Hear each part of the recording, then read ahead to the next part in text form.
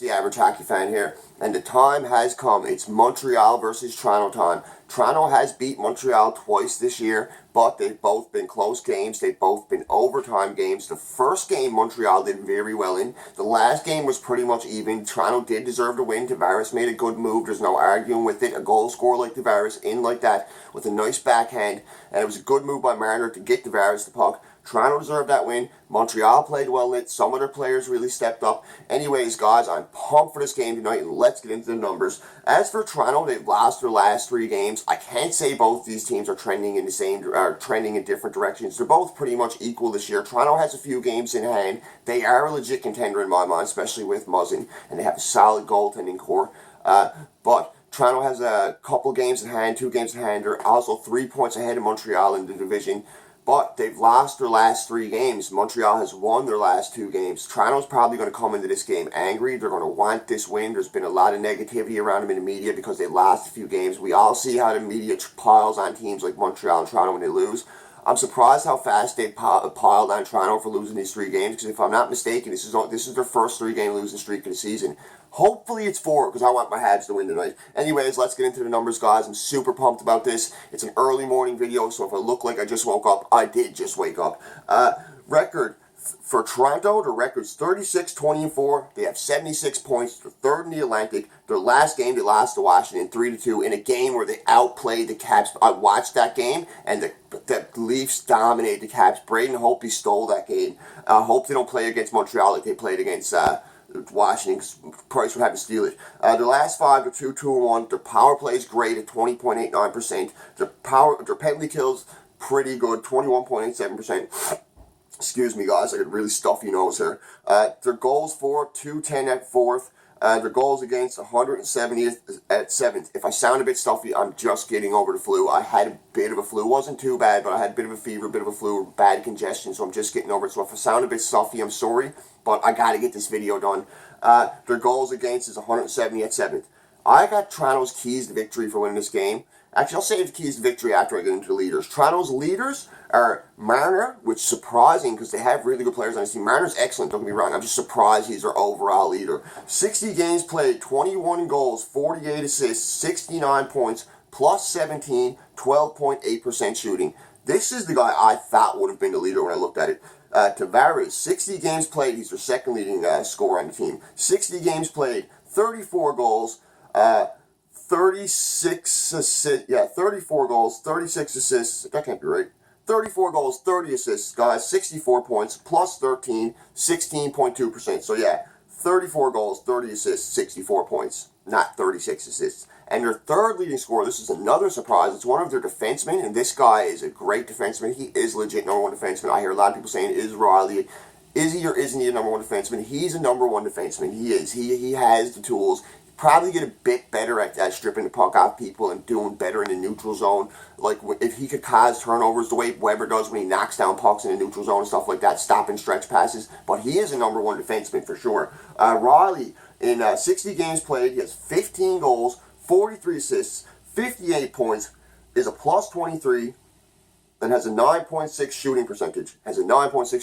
So yeah, Riley's really good for a defenseman. He could win the Norris with numbers like that. I know it shouldn't be based on offensive stats for defensemen, but for some reason that comes into play big time with the Norris. You look at all around defensive stats and go to like really in-depth to do an analysis on the stats. There's been some defensemen that haven't even been nominated, but they're so good defensively, and their job is a defenseman. I don't understand it. Anyways, goalies, Anderson, 43 games played, 27, 13, and 3, 2.58 goals against, .923 save percentage. Excellent numbers for Craig Anderson. Garrett Sparks, 13 games played, 7, 4, and 1, 2.86 goals against, .908 save percentage. Excuse me, guys, I gotta check my mount here right quick. Okay, yeah. It looked like it was about to slip off the mount. The way I'm using the mount, the side is faulty. I need to get a new one. It slips from the side, so I wouldn't want that to happen. It looked like it was about to. Montreal, let's get into Montreal now. Those are, actually, no. We have Garrett Sparks, too. He could start tonight. I forgot Sparks. Sparks, 13 games played, 7, 4, and 1, 2.86 goals against, .9808 save percentage. Sorry if this review is a bit rushed, guys. Trying to get it done before work. It's an early morning review. I actually don't get out till about an hour before the game. My daughter just woke up, so she's out there having a battle, and I'm trying to get my bearings here. I got about a half hour to get to work, so I'm trying to get this done for you guys. I'm trying to get it done for me because I love talking about the game.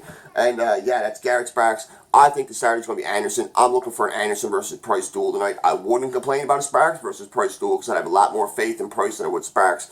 But Anderson, that's a tough task for sure. Montreal, 33-21-7, and Price is a tough task for the Leafs fans. No, Price is a tough task too.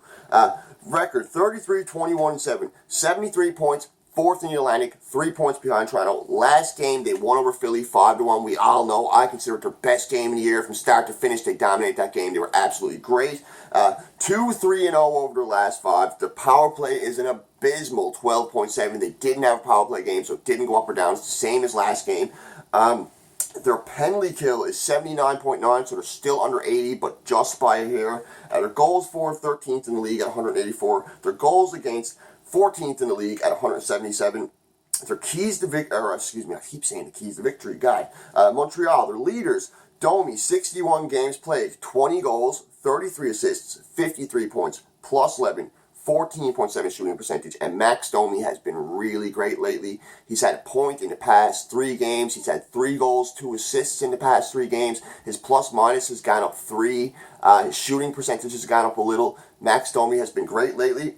Another player who has been great, this guy hasn't been great lately. This guy needs to be great lately, I should say. This guy needs to pick it up after having 9 points in 3 games after the Winnipeg game and stuff, and having 4 points in the Winnipeg game. Jonathan Drouin has cooled off. His plus minus has bounced up and down. He's been unnoticeable in games. A lot of Habs fans have been complaining about him. A lot of people that comment on these videos are saying that they don't like what they see from Drouin. A lot of guys who I watch, like the hockey guy, Talking Habs with Rick, couple of other guys, Scotian Canadians, that they get on Drouin a lot too, because he doesn't show up. And on a team where you don't work hard and everybody's working hard, you're going to stick out like a sore thumb. So we need Drouin to show up tonight, but he's still the second leading scorer on the team despite that. Drouin, 61 games played, 17 goals, 29 assists, 46 points, -2 guys. He was a +3 like 4 games ago, so it just shows. And 10.8 save percentage. Next guy, he's been playing really great lately. He had a game winner a couple of games ago, and he had a goal the other night. 60 games played, he hit 20 goals too. 60 games played, 20 goals, perennial 20 goals scorer, Thomas Tatar, 25 assists, 45 points, +15, 12.7. So Thomas Tatar with 20 goals, 25 assists, 45 points, and a +15. How can you argue with that? I'm not sure how Patches is doing in Vegas right now. I haven't really been looking at a lot of Patches lately. I'm going to do a review of that trade, but it's kind of hard to do a review of it because, yes, Montreal did win it, but the Tatar and Patches are even, but Montreal got a bunch of other pieces with it. Clearly, they won the trade, but I might do a review of how Tatar is stacking up against Patches this year.